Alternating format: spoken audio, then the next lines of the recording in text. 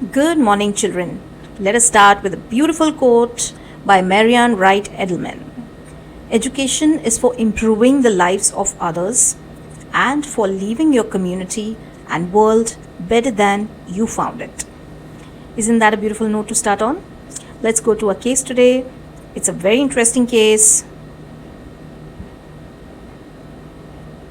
Okay, let us go underlining the positives as we go on reading. Can you see the picture? क्या दिख रहा है आपको इस फोटो में? There is a worried couple who has come to a doctor and they are having a small cute baby in their lap.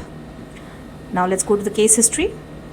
A 26-year-old woman, Para 1, delivered a healthy baby around 6.5 months ago. So this child that she is having in her lap is a child whose age is 6.5 months. Okay, she presents to the clinic. तो अभी उसकी present complaint क्या है? Nausea for 2 weeks, over sleepiness, बहुत नींद आना, and mild fatigue, थकावट महसूस होना for past 2 weeks. You ask her a past history कि क्या पहले कोई बीमारी रह चुकी है एक्सेट्रा, तो you find that it is insignificant. Then you come to her menstrual history, और मेंस्ट्रुअल हिस्ट्री में आपको पता चलता है she has not resumed her menstruation. Not resumed यानी उसके मेंसेस नहीं आए हैं जब से उसने बेबी कंसीव किया है या वो प्रेग्नेंट हुई है. ठीक है. So then you ask her LMP. LMP is the last menstrual period, और last menstrual period is around 14-15 months back. लगभग उसी टाइम जब वो प्रेग्नेंट हुई है तब से उसको उसके पीरियड्स नहीं आए हैं. आपने बेबी हिस्ट्री पूछी है तो वो कह रही है नॉर्मल बर्थ था, so and she was born in a hospital, और लगभग 3 kgs का उसका बर्थ वेट था. एंड करंट हिस्ट्री में आपने पूछा है तो is she breast feeding a child, तो yes she is breast feeding a child, plus she has started with weaning more than a month ago. So usually doctors recommend on 6 months of exclusive breast feeding, लेकिन कई कई जगहों पे people start off around 5.5 months where they start giving a child smashed foods और purees, dals, है ना. तो इसका सिग्निफिकेंस इस हिस्ट्री में यही है कि whenever you start giving kids with these foods you will realise that their need for breast milk goes down. So the number of times the mother is feeding the child will go down, and this is important as far as our current case is concerned. So remember this, okay? Now what are they asking? They are asking what is the physiological basis for amenorrhea. Amenorrhea क्या होता है? Periods ना आना. Okay, no periods in a new mother. तो in a new mother why should there be no periods? Second, they are asking what is your provisional diagnosis for this patient. तो इस patient में आपको क्या लग रहा है? What is the cause for her nausea and her these symptoms, sleepiness and her mild fatigue. Okay. Third, what are the investigations you would like to recommend for this patient? ज़रूरी है कि जो प्रोविजनल डायग्नोसिस होते हैं ना, ये आपके confirmatory diagnosis नहीं होते हैं. ये पहले पहले आपके दिमाग में जो शक आ रहा है कि भाई मुझे क्या लग रहा है कि इसको क्या हो सकती है, और आपको कंफर्म करने के लिए ये टेस्ट बताए हैं. सो जो इसके एंड में आएगा वो आपकी कन्फर्मेटरी डायग्नोसिस होगी कि हाँ this is what it is. Correct. तो अब सोच के देखो, OPD में एक केस आता है जिसके सिम्टम्स इधर उधर स्कैटर्ड है. सबसे पहला सवाल आता है कि ये स्टोरी जो है वो किस सिस्टम की है, तो you have to deduce which system are they talking about. Correct. अगर क्लूज मिलते हैं कुछ इस तरीके से, let us suppose that the history is on these lines, irregular periods, infertility या hormonal imbalance, तो सीधा सिग्नल मिलता है आपका कि ये रिप्रोडक्टिव सिस्टम की बात हो रही है. अब यहाँ पर एक ट्विस्ट है. आपका जो रिप्रोडक्टिव सिस्टम है ना ये, और आपका जो एंडोक्राइन सिस्टम है ये एक पावर कपल है boss. So these are power couple. आप इनको अलग सोच ही नहीं सकते. ओके. इनको अलग सोचना इज लाइक चाय बिना चाय पत्ती, समथिंग दैट इज इम्पॉसिबल. और जब भी बात हॉर्मोन्स की होती है तो देर is a VIP entry, that is your pituitary gland, which is the boss of your hormone factory. तो हार्मोन फैक्ट्री का जो बॉस है that is your pituitary. Correct. Now let us see this pituitary with the help of a sagittal section of the brain. तो ये brain का आपका sagittal section है. Sagittal section क्या होता है कि अगर आपने आपके किसी ने जो सेंट्रल पार्टीशन है या मांग है वहाँ से किसी इंसान को अगर कट किया है और उसका ब्रेन अगर आप एक साइड से देख रहे हो तो उसको आप सजाइटल सेक्शन कहते हो. Correct. And now we are just concentrating on the part that I am circling here, which is your hypothalamus, which is this, and your pituitary gland, which is this. And now we know that pituitary gland is what? Our boss of hormone factory. तो सारे hormones जो है वो इतने छोटे से piece size structure से निकल रहे हैं and yet such a vital organ. Correct? उसके ऊपर है आपका hypothalamus. This is plot में twist. आपके boss का भी तो कोई boss होता है. So hypothalamus is your real mastermind. And इसी को कहते हैं आपका master regulator. Do you know your hypothalamus is also called your master regulator. अगर मैं इसको अपने रियल लाइफ से कंपेयर करूँ तो हाइपोथैलेमस आपका है मेडिकल सुपरिटेंडेंट. अगर आप एक हॉस्पिटल की बात करते हो तो जो MS है that is your hypothalamus. MS सारे डिपार्टमेंट्स को ऑर्डर देते हैं. करेक्ट. तो आपका जो पिट्यूटरी है that is your duty doctor. आप ऐसे समझ लो. ओके. एंड आपका जो रिप्रोडक्टिव सिस्टम है इस केस में दैट इज योर रेजिडेंस या फिर इंटर्न्स, जो सच में काम करने वाले लोग हैं. तो हाइपोथैलेमस जब ऑर्डर देता है तब पिट्यूटरी उसको फॉलो करते हैं एंड पिट्यूटरी इसके रिस्पॉन्स में और कुछ ऑर्डर्स नीचे भेजते हैं and the interns and your residents are executing this. And what is the role that they play is what we are going to understand. Okay. चलो अब जूम करते हैं.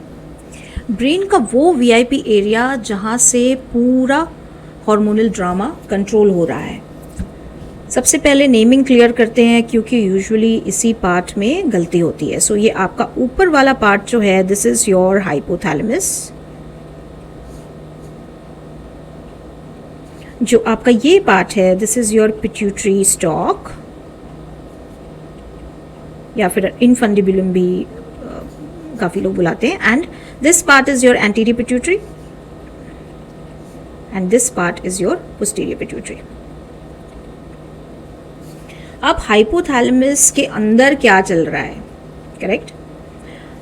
तो यहाँ आपको कुछ बल्ब जैसे न्यूरॉन्स दिख रहे हैं. करेक्ट. ये देखो. ओके. ये स्ट्रक्चर्स जो है ये एक्चुअली तो न्यूरॉन्स है बट इनमें एक ट्विस्ट है.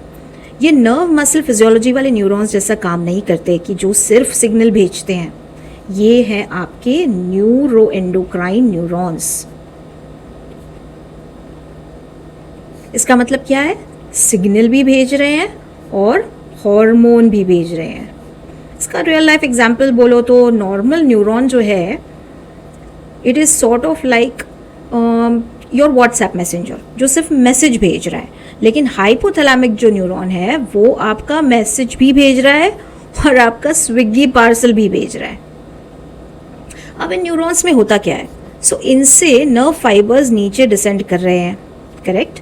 और इनके एंड पे होता है एक स्पेशल कैपिलरी नेटवर्क. ये जो आपको नेटवर्क ब्लड वेसल्स का दिख रहा है this is your special capillary network. और इसको बोलते हैं पोर्टल सिस्टम. क्या कहते हैं? Portal system. दो कैपिलरी बेड्स को जो कनेक्ट करता है उसको आप कहते हो पोर्टल सिस्टम. सिंपल लैंग्वेज में हाइपोथैलेमस से जो कुछ भी रिलीज हो रहा है वो इन नर्व फाइबर्स के थ्रू नीचे आ रहा है जो इन पोर्टल कैपिलरीज से पिकअप हो रहा है और यहाँ से जाकर आप देखोगे एंटीरियर पिट्यूटरी पे ये सारे कैपिलरीज जो है वो इकट्ठा हो गए हैं एंड यहाँ पर जाकर वो सेल्स को सप्लाई कर रहा है. ओके.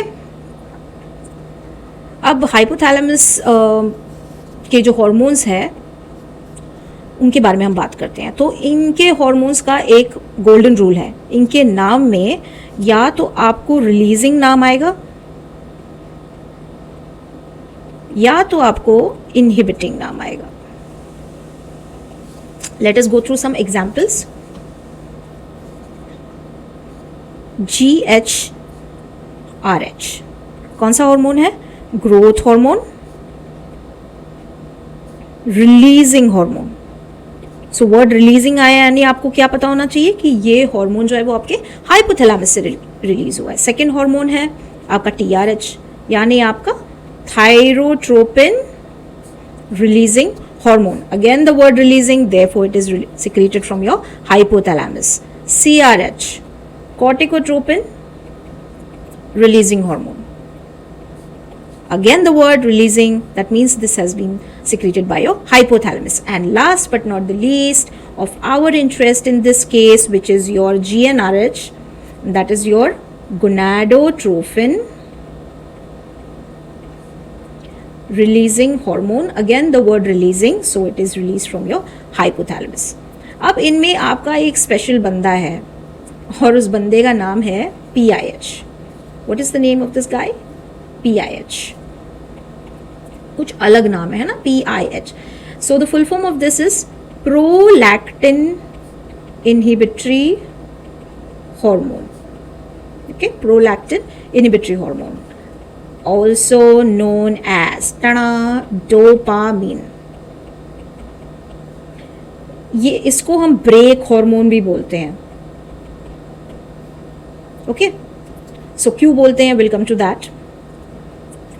अब ये जो हार्मोन्स है आप देखोगे कि यहाँ पर आ रहे हैं और एंटीरियर पिट्यूटरी को सप्लाई कर रहे हैं. So let me draw this thing again.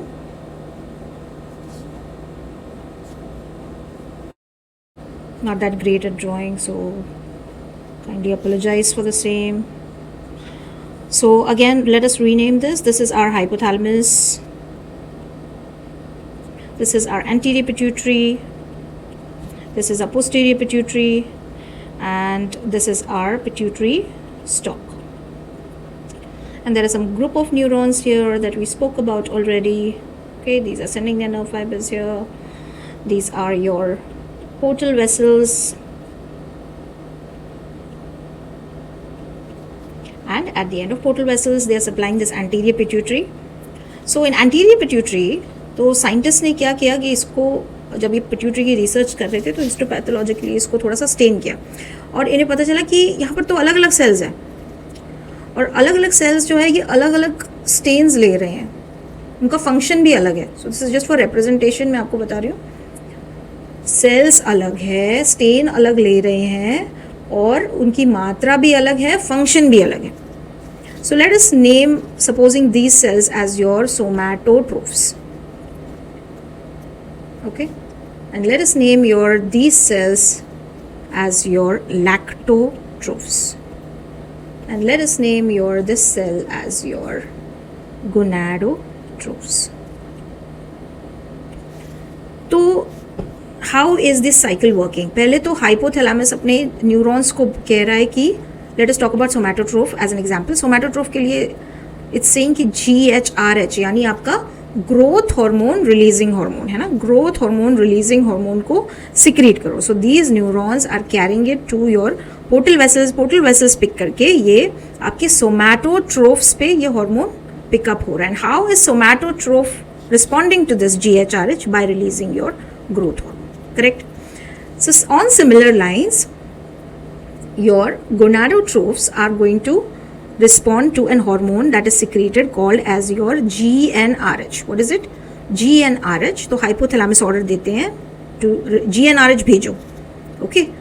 And ये इसी through the neurons, again the portal vessels, it reaches your gonadotrophs. जब gonadotrophs की तरफ ये GnRH जाता है तो वो कहता है कि boss order received and I am dispatching FSH and LH. तो ये दो हॉर्मोन्स हैं जो रिलीज होते हैं in response to your GnRH. और ये FSH एंड LH क्या कर रहे हैं? ये भी आपके टारगेट ऑर्गन्स की तरफ जाते हैं. Okay, these go and act at your target organs. अब ये गोनाडोट्रोफ्स है, गोनाड्स. तो can you tell me what are the female gonads? The female gonad is the ovary. And what about the male gonad? It is the testis. So this FSH and LH कहाँ जाकर act करेंगे? आपकी ovary पे in case of female, and अगर males है तो testis. How is ovary responding to this? Okay, let's assume this is your ovary. These are the follicles that are developing. And we have seen our menstrual cycle and ovarian cycle, remember, in your class 12 as well as in your repro system. So, how it is responding to this? You know the follicles go on developing inside this, and ovum को एक ऊ side को protect कर रहे हैं जब तक वो मेच्योर फॉलिकल बन जाता है, और वहाँ से आपका ओवम जो है रिलीज हो जाता है, and then it is coming to your fallopian tube. And her cycle में आपको पता है सिर्फ एक ही ओवम रिलीज हो सकता है फ्रॉम ईदर ओवरी, लेकिन इस हर साइकिल को इस कोशिश के लिए कि एक ओवम रिलीज हो, आपके यहाँ पर फॉलिकल्स है, इसमें से 6 से 12 फॉलिकल्स जो है वो लग जाते हैं. मिलियंस तो नहीं, कटौती कर करके it comes to around 3 lakhs till the time reach puberty, है ना. तो इसमें से हर साइकिल में 6 से 12 लग जाते हैं, और इसमें से आपका एक जो होता है वो रिलीज होता है. तो ये जो साइकिल आपकी फीमेल मंथली साइकिल होती है, उसमें FSH एंड LH क्या कर रहा है, it is through this follicles, it is helping in generation of your estrogen, your progesterone. And there is one more hormone, we know LH का full form क्या है, luteinizing hormone, correct. FSH we know already is follicle stimulating. Luteinizing hormone का क्या role है, हमने देखा है LH surge, है ना. LH सर्ज से क्या होता है, ओव्यूलेशन. Remember this. आपके जो फीमेल मंथली साइकिल्स है, हमने ऑलरेडी देखा है, is dependent on your these hormones, estrogen, progesterone, and how good is your ovulation happening. Now let us come to another hormone that we were talking about, that is your PIH. PIH is your prolactin inhibitory hormone. अब ये hormone, ये अपना हटके वाला hormone है ना. This is also called your brake hormone, and I will tell you why this is called so. Okay, let us assume कि ये एक स्लोप है और इस पर एक गाड़ी खड़ी है. ओके, अगर मैं उसको कुछ भी ना करूँ तो बिकॉज ऑफ ग्रेविटी क्या होगा कि गाड़ी नीचे फ्लो कर रही है, अनलेस मैं यहाँ पर जोर से ब्रेक लगा दूँ, करेक्ट, हैंड ब्रेक लगा दूँ या whatever. So this is your PIH hormone which is your brake hormone. मतलब गाड़ी तो वैसे स्लाइड हो ही रही है, PIH उसको कंट्रोल में रख रहा है. इसका क्या मतलब है यहाँ पर कि ये सेल्स जो है, इनकी normal tendency, lactotrophs I am talking about, they are releasing prolactin यानी वो हार्मोन जो लैक्टेशन में हेल्प करता है. एंड लैक्टेशन का क्या मतलब है, मिल्क प्रोडक्शन, ठीक है, जो उसमें हेल्प कर रहा है. तो उसकी टेंडेंसी है नेचुरल फ्लो में रहना, लेकिन PIH है जो अपने रिलीज से उसको रोकने की कोशिश करता है. और क्यों ना हो. नाउ यू टेल मी कि if there is a non pregnant female, okay, do we need her to do some kind of milk production? Of course उसको ज़रूरत नहीं है, कोई छोटा बच्चा नहीं है जिसको मिल्क प्रोडक्शन, जिसको दूध पिलाना है. तो उसके केस में ये ब्रेक बहुत स्ट्रॉन्ग होगा, correct. So there will be no release of, no तो नहीं बट बहुत कम रिलीज है, 5 से 25 नैनोग्राम्स. सो जब एक औरत प्रेग्नेंट होने लग जाती है, सो ग्रेजुअली जो है ये ब्रेक कम होने लग जाता है until she delivers the child. और फर्स्ट हफ्ते में तो ब्रेक कुछ इस तरह कम हो जाता है कि प्रोलैक्टिन लेवल्स जो है वो 10 से 20 टाइम्स, नियरली 300 नैनोग्राम्स तक आपके बढ़ जाते हैं. और प्रोलैक्टिन जो है that is very high in the first week. उसके बाद जो है प्रोलैक्टिन आपका नॉर्मल लेवल तक आ जाता है, लेकिन it is again release in surplus amounts उस टाइम पर जब बेबी अपने मदर से फीड करेगा. सो इस प्रोलैक्टिन का जो है टारगेट ऑर्गन होना चाहिए, and that is your female breast. Okay, these are, यहाँ पर आपके एल्वियोलाई डेवलप हो रहे हैं, और यहाँ पर आपके मायो एपिथेलियल सेल्स है जो मिल्क प्रोडक्शन का काम करते हैं, ठीक है. सो ये प्रोलैक्टिन जो रिलीज होता है, it goes and acts on these cells for and helps them produce milk. तो प्रोलैक्टिन जब माँ फीड करती है through the sensory pathway, the signal reaches these neurons, और ये न्यूरॉन्स जो है ये फिर से अपना PIH का ब्रेक कम करते हैं, and therefore through the same pathway this message reaches these lactotrophs, and lactotrophs happen to release your prolactin in higher amounts. और जब माँ फीडिंग करती है उसके 1 घंटे तक आपका जो प्रोलैक्टिन लेवल है वो हाई मात्रा में रहता है. अब जब बच्चा छोटा होता है and is exclusively breast fed, तो डॉक्टर्स रेकमेंड करते हैं मदर्स को एवरी 2 आवरली, एक सर्टेन वेट गेन करने तक माँ को कहते हैं कि एवरी 2 आवरली फीड करना है. तो आप देखो most amount in the day the prolactin levels are very high. And you know what is prolactin doing? One more job. This prolactin is going and inhibiting your GnRH, prolactin is going and inhibiting GnRH. तो मतलब जब जब prolactin high रहेगा female body में तो GnRH levels low होंगे obviously. अगर GnRH कम होंगे तो how will your FSH and LH be released adequately, and FSH and LH नहीं होगा तो कहाँ से आपका ओवरी रिस्पॉन्ड करेगी? By releasing estrogen, progesterone and ovulation. तो ये भी नहीं होगा, एस्ट्रोजन प्रोजेस्टेरॉन नहीं होगा तो, एंड ओव्यूलेशन नहीं होगा तो आपकी मंथली साइकिल भी नहीं होगी, which is called your amenorrhoea. Okay, so this is what you are expected to explain when they ask you what is the physiological basis of amenorrhea in the new mothers। तो new mothers में क्या हो रहा है? prolactin levels जो है वो high हो जाते हैं and prolactin is inhibiting your GnRH, and if GnRH is not happening then this cycle follow up is not happening and therefore no estrogen, no progesterone, no ovulation, therefore no monthly cycle, and this is called your amenorrhea। ठीक है, so the first question we have answered। A second question कि what is the provisional diagnosis in this patient, यानी आपको क्या लग रहा है, इसको नोजिया क्यों है, इसको ओवर स्लीपीनेस क्यों हो रही है, एक्सेट्रा। ठीक है, तो जैसे मैंने इसकी प्रीवियस इसमें कहा था कि प्रोलैक्टिन जो है आपके जीएनआरएच को इनहिबिट कर रहा है, और मैंने आपको ये भी बताया था कि remember this part in history क्योंकि दिस इज इंपॉर्टेंट, जहाँ पर बच्चा वीन होने लग गया है। Now this child is 6.5 months old. 1 महीने पहले मम्मी कह रही है कि लगभग 1-1.5 महीने पहले मैंने इसको वीन करना शुरू कर दिया है, यानी सॉफ्ट फूड्स देना शुरू कर दिया है। हमें पता है कि प्रोलैक्टिन लेवल्स जो है वो फीडिंग के बाद 1 घंटे तक हाई रहते हैं, फीडिंग के दौरान एंड फीडिंग के बाद, correct. But now the mother has switch to giving breast milk as well as outside feed of smashed food. So जब जब वो फीड दे रही हैं तो mama is not giving her feed, and उस टाइम पर there is a big window जहाँ पर आपका प्रोलैक्टिन जो है वो कम हो रहा है, correct, because when the child is eating the other foods उस टाइम पर his satiety level is good, that food is relatively very heavier as compare to your breast milk, तो उसको तब उसकी ज़रूरत नहीं पड़ रही है, and that is the window when your GnRH can make a comeback. जब आपका प्रोलैक्टिन लेवल ज़्यादा टाइम के लिए कम होने लग जाता है तो आपका जीएनआरएच जो है वो स्टिमुलेट होने लग जाता है, करेक्ट। अगर आपका जीएनआरएच स्टिमुलेट हो गया देन आपके gonadotrophs will release your FSH LH and these follicles will start developing in the cycle and release your estrogen, progesterone and ovulation आपका हो जाएगा। तो ये जो है we know ovulation का definition क्या है कि ovulation जो है वो usually 14 days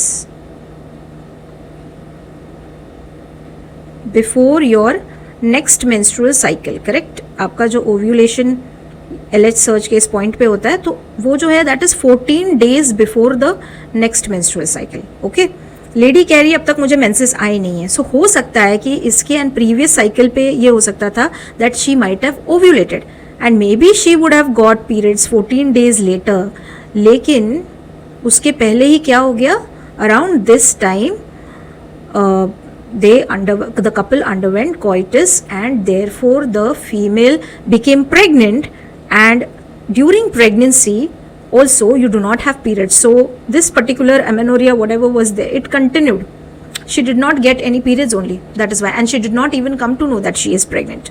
remember amenorrhea यानी periods ना आना physiologically in a normal female 2 type के होते हैं, एक प्राइमरी एमेनोरिया होता है जब तक प्यूबर्टी नहीं आती एक फीमेल को पीरियड्स नहीं आ रहे, लेकिन एक बार उसको प्यूबर्टी आ गई एंड पीरियड्स हैव कमेंस्ड, उसके बाद 2 सिचुएशंस में ही उसको अमेनोरिया होता है, एक या तो वो जब प्रेग्नेंट होती है तब, या तो when she is a lactating mother.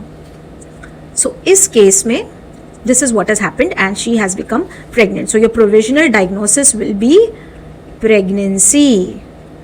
The third question that they have asked is how will you confirm this? So normally आप 2 टेस्ट करते हो to confirm this, one is your UPT, that is your urine pregnancy test। by the way आप blood test भी कर सकते हो जिसमें दोनों में सेम चीज़ ही हम मेजर करते हैं जो है आपका HCG, ह्यूमन कोरियोनिक गोनाडोट्रोफिन। अब जब ये बेबी रेडी होने लग जाता है ना तो you will come to know later part, तो यहाँ पर जो सेल्स डेवलप होते हैं when a blastocyst is forming, और वहाँ पर you have your syncytial trophoblast. Syncytial trophoblast, ये जो सेल्स है वो HCG रिलीज करते हैं. अदरवाइज फीमेल्स में एबनॉर्मल ट्यूमर्स में ही HCG रिलीज हो सकता है. Throughout in non pregnant female HCG is never released. तो अगर HCG रिलीज हो रहा है, that means the female is pregnant unless and until she has some other tumours. तो if she is not having periods, this is the first test that you do कि UPT आप confirm करो कि urine pregnancy test क्या है. अगर HCG levels high आ रहे हैं, she will test positive. Okay, और इसमें कुछ नहीं करना होता. You have to just undergo a blood test. ये टेस्ट आपने देखे होंगे प्रेगा न्यूज़ एंड ऑल. तो ये किट जो है आपको you get it from the medical store also. और इसमें there is something like this, जिसका एक साइड पे यू हैव अ वेल, जिसमें आप a drop of urine of a whom you are suspecting the patient, तो उसकी आप यूरिन डालते हो. एंड देन यहाँ पर एक एंटीजन एंटीबॉडी रिएक्शन होता है, जिसके थ्रू हमें पता चलता है ये जो वेल है इसमें आपके एंटी HCG जो है कोटेड होता है एंटीबॉडीज. एंड हमें पता है कि एंटीजन जो है वो एंटीबॉडी को बाइंड करते हैं. तो अगर इस यूरिन में एंटीजन HCG है तो it will bind and it will give a positive result. यहाँ पर आपके फिक्स्ड एंटीबॉडीज होते हैं, जहाँ ये पिंक लाइंस है इसके नीचे. तो जब ये एंटीबॉडीज एंटीजन्स आके अटैच हो जाते हैं तो 2 pink lines means your positive result.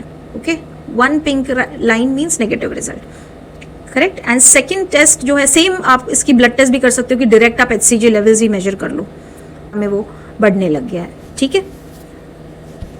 Second test that you would like to do is your USG test, यानी सोनोग्राफी. और सोनोग्राफी में आप देखोगे कि if the lady is pregnant then you will have a foetal pole that is seen, a gestational sac that is seen. एक छोटा सा baby दिखेगा आपको अंदर, उसका क्राउन रम्प लेंथ मेजर करके आ जाएगा. एंड उसकी हार्ट बीट यूजुअली 7 वीक्स के बाद बेबी की हार्ट बीट आती है. सो इससे एक जेस्टेशनल एज भी आप गेज कर सकते हो कि फीमेल तो in this case has missed her period and she doesn't, since she has not had periods for such a long period of time, she is not able to guess कि pregnancy कब हुई है. So this can give you a rough time window कि how long is she. Okay, जैसे इस USG में they are saying it is 6 weeks 6 days. ठीक है. So after 7 weeks you can also have cardiac activity जिसमें आपका heart rate measure होता है. So these are the 2 tests that you would like to do. So if I get a question like this, then these are the points that you need to cover and give a justification for the same. So I hope this is understood. One more point I want to add कि जो आपका first question था physiological basis, उसको एक और तरीके से पूछ सकते हैं. आपको lactational amenorrhea पे short note पूछ सकते, उसमें भी आपको same चीज़ ही लिखनी है. Second way to ask is in form of explain why. Okay, explain why. उसमें आपको पूछ सकते हैं कि tell why a lactating female is not requiring to use contraceptive. Although we now know कि why it is not short way of avoiding pregnancy, but these questions have been asked. So I hope that we have covered this case based and some concepts that are related to this and it is clear to you. See you in another video. Thank you so much for listening. Have a nice day.